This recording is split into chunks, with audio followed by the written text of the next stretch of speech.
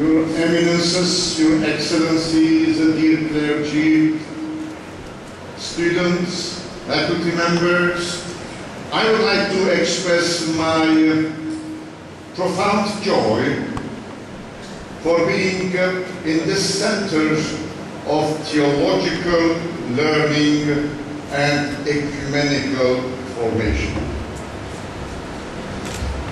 I believe that the vitality of the Church very much depends on the theological seminary.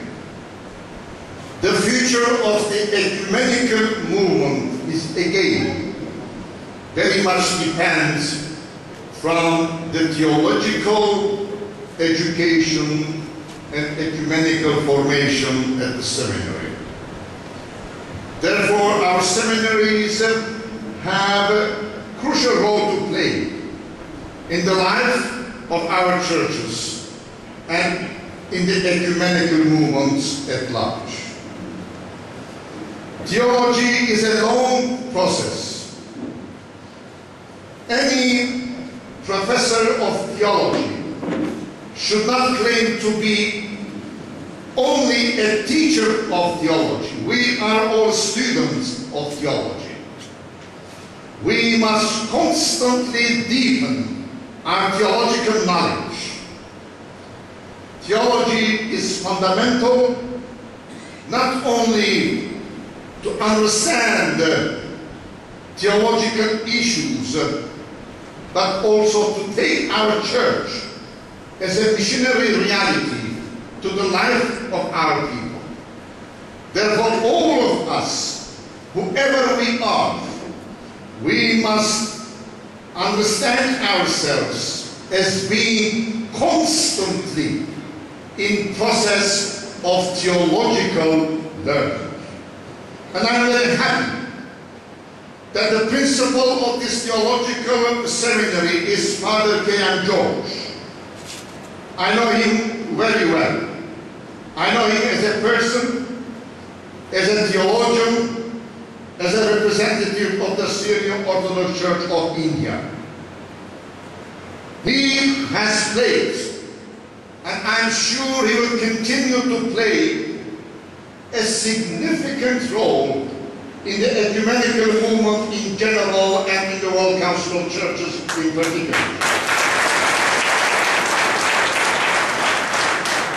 We need people in the ecumenical movement like Father George, committed, active people with vision.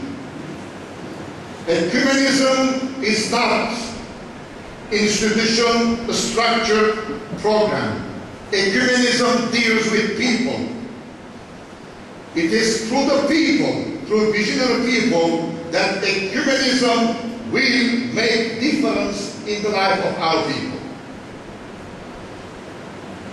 Speaking about ecumenism in India, I think one should remind you the pivotal role that the churches of India have played in the inception and formation and expansion of the ecumenical movement, and particularly of the World Council of Churches. Many Indians really played a major role in different aspects of ecumenism, and particularly in the World Council of Churches. Let me only mention two names. Metropolitan Gregorius, who has been the president of the World Council and who has assumed many positions in the World Council. Adam Thomas, who has been moderator and very active, particularly in the public affairs aspect of the World Council. These two people could be considered as symbols, as reminders of the tremendous achievements of your representatives in the ecumenical movement. And I am sure that the churches of India will continue with renewed pace and commitment their participation in the ecumenical movements. Well, today I'm supposed to speak about ecumenism in the 21st century. Of course, it is not possible, to deal responsibly with this topic within a very limited time. Therefore, I will just try to highlight some of the issues, concerns, and perspectives related to this topic. Ecumenism in and for the 21st century. Let me start by the following statements, which I believe is very important to understand ecumenism. Ecumenism is not a human-made movement. It is a gift of God in the power of the Holy Spirit.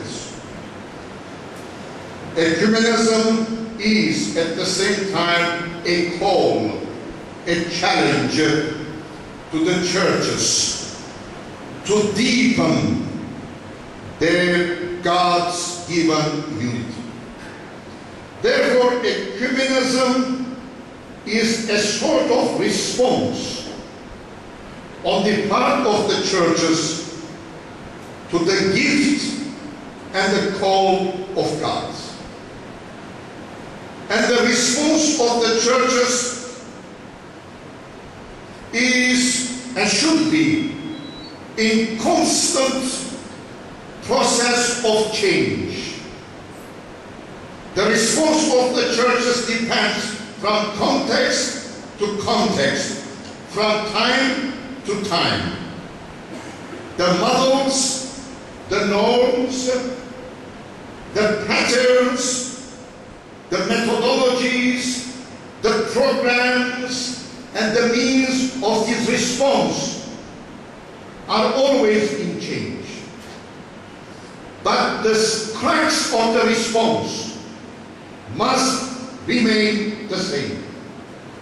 The churches are constantly called to deepen their unity, to manifest, to give more and more visibility to the gift of God, the Christian unity. Nowadays, we speak about ecumenism as being in crisis. The people described the present juncture of ecumenism in different ways. Some describe it as crisis, others as being in transition, others depict ecumenism as being in process of self-articulation, configuration. The ecumenical movement is restless. I believe that ecumenism is in search of new vision. And I believe that the churches have an important role to play in order to give a kind of understanding and expression of ecumenism which really corresponds to the church's commitment to the ecumenical vision.